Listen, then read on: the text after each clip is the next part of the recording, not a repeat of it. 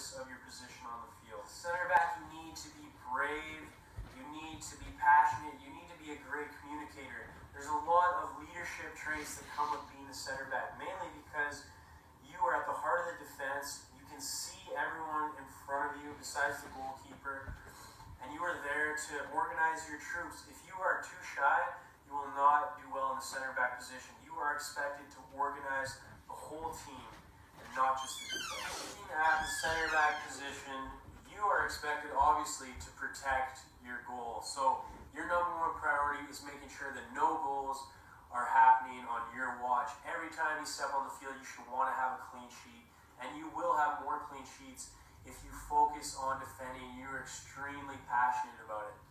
What I mean by that is there are certain players who will let people get past them. They'll let the other team have easy shots, and they don't really care too much about what happens in the end. But if you are extremely passionate about it, if you concede a goal and that is worse than dying.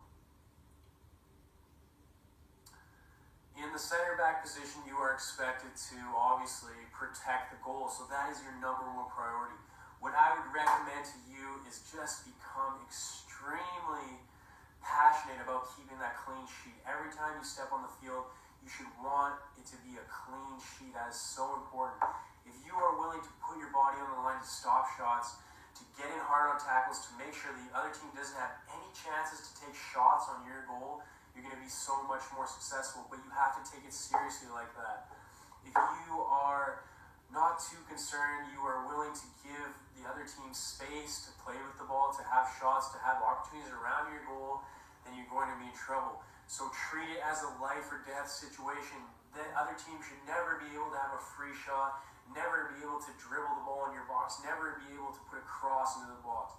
You are there to protect the goal. So like I mentioned earlier, it's about communication. You have to organize your defensive line.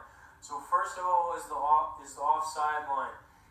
You are the last player back. There should never be a time where this player is behind you. If they are, you have to get on there, yell at them in a positive, constructive way. Tell them, come on, let's get up, and make sure they're at least in line with you. Usually the fullback should be a bit further forward than the two central defenders.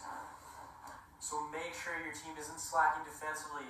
If there are players that are unmarked, someone has to come back. So that's either this player stepping up to defend, or you're calling the central defender or central midfielder back to cover this player here.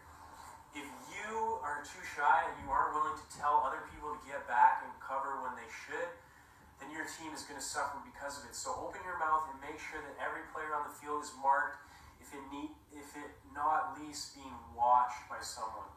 So when we are defending, we want to be compact. What I mean by that is close together. It's much harder for a team to break you down if your team is compact defensively and very well disciplined, or if they are spread out like this. This is obviously much easier to attack because there's more gaps, more space to exploit. So when you are defending, when you are the central defender, you have to make sure that your team is tight in defense. The closer you are to your goal, the tighter you should be. And if the ball is on this side, our whole team shifts like this. If the ball gets switched to the other side, again, we all shift and move as a unit. But that comes down to you being a leader and organizing your defensive line. When your team is in possession of the ball, we want to spread out real wide. So the fullback should get even up here by the halfway line, nice and wide. And the central defenders are going to spread as well. So basically about the box width.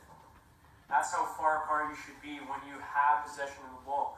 When you have possession of the ball, obviously our biggest thing is keep possession. So if you can't go forward, that's okay to move the ball around the back, come back, go the other way, keep it moving. But the key is it has to be two-touch, and you have to move the ball quickly. If you are taking too many touches on the ball, especially in the center back position, it's going to give the other team opportunity to move forward and slowly close us down. So when we are in possession of the ball, obviously you want to keep the ball moving. If nothing is on, keep it moving, two-touch, passing, move, keep your head up. If you can play into the central midfielder, You definitely want to do that because this is your playmaker. So you want to give them the ball as much as possible. If there's someone on them, you have to say man on and they'll give the ball straight back to you and then boom, you're going out the other side. If they have time to turn, you have to tell them turn and then we can attack quickly. This player is the playmaker though, so as a defender, you are not the playmaker. You have to be comfortable with that role. You have to be willing to give the ball to this player to make the real plays. At the same time, you can skip this player out and go for the striker. At this point, our midfielders will move forward and try to get the ball off the striker. Boom, we can go wide or we can attack down the middle again. With this pass, it has to be accurate. You have to be able to put it right on your striker's foot or at least to their chest so they can control and hold it up. You can also play wide into the wingers like this, and again, it's about accuracy.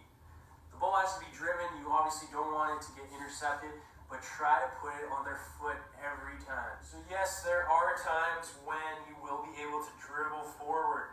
Now, this usually happens when there's a big gap of space. These midfielders here are probably marked up tightly, and there's a gap of space. You can dribble into these positions and then look to either play wide, play into the striker, and continue your run forward. But you have to make sure that someone is covering you. So if you have a center back here already, you're usually asking one of your central defenders to draw back into this role, or this fullback to come and tuck in, and this fullback to come and tuck in, so you have at least three there. So you can go forward, you can dribble forward. Remember, middle third, you want to keep your touches limited, so try to pass, try to move. But if there's space to dribble, take the space and then make the right pass. But you have to communicate with your team. Someone has to be covering you. So when defending, you always want to close down the player as quickly as possible. The more time you give them on the ball, the more opportunity they have to hurt you. But the catch-22 is... So when defending, you always want to close down your opponent as quickly as possible without getting beat. Obviously, if you go in too quick and you can't move side to side quickly enough, you are going to get beat.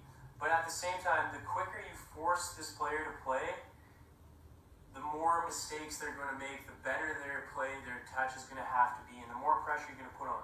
So if a ball is played into this, let's say this is the high striker here, the ball is played into this striker, instead of sitting off, letting them turn, or giving them time to play back, you want to be right on their ass right away. And you're either forcing them to play the ball back, hopefully you'll pressure them enough that they'll make a bad pass and our team can pick up the ball and then go forward. But even if they have a good touch, you're on them right away and you're forcing them to go backwards. So if you can win the ball, great, go for it. Remember, you don't want to get beat and have them turn you and go into this space here. But if you can win the ball, win it, keep possession. But simply forcing this play right away, forcing them to go backwards, is a lot of times going to force them to have a bad touch. It's going to force them, first of all, to take them away from our goal, which is what we want. And hopefully you can have your defensive midfielder join in, double up, win the ball, and keep possession. I just want to talk briefly about offside, because usually it can be any defender, it can be any player, but a lot of times it is the center back who is guilty of keeping a player onside. So as a center back, you have to be able to see where the offside line is at all times. You also have to be aware of where the attacker is at all times. If you are lazy, that is when you are going to keep players onside. So if you are lazy, you're not up with the play, you're slow to get forward, that is a big deal. So don't think that you can get away with jogging up slowly, because if there is a player on the ball, we lose the ball for whatever reason, they can play into this player right away. If you are not lazy and you have stepped up, boom, this player is offside. But if you're lazy, you're not getting forward, your teammates are going to suffer because you are the player keeping this one offside. So the biggest thing is to stay on top of yourself mentally. Notice where the line is, get up with the line, and then this player is always going to be offside. Definitely for a center back, the biggest thing is protecting your goal, so you have to be willing to put your body on the line. Hard tackles, winning headers, you have to be fearless. And I guarantee you a lot of the time, if you are willing to go for that ball harder, you're going to win. So just go in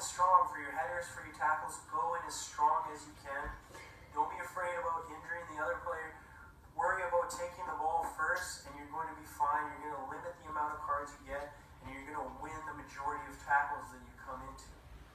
Keep things simple with the ball at your feet, two-touch. Try to play your playmakers as much as possible. Don't be afraid to go over the top sometimes, mix it up, and play that direct ball if you see a player making a run into dangerous space. But most importantly, be a leader for your team. Stand up, be the captain. Even if you're not the captain, organize your team. Make sure everyone is shifting defensively. Make sure everyone is pressuring the players that they should be. Make sure everyone is marked. Make sure they're making the right smart plays, playing simple football, and using their skills when they should. Thank you for watching this video. Please comment and like. Pick up the free training guide if you haven't already. The link's in the description box below.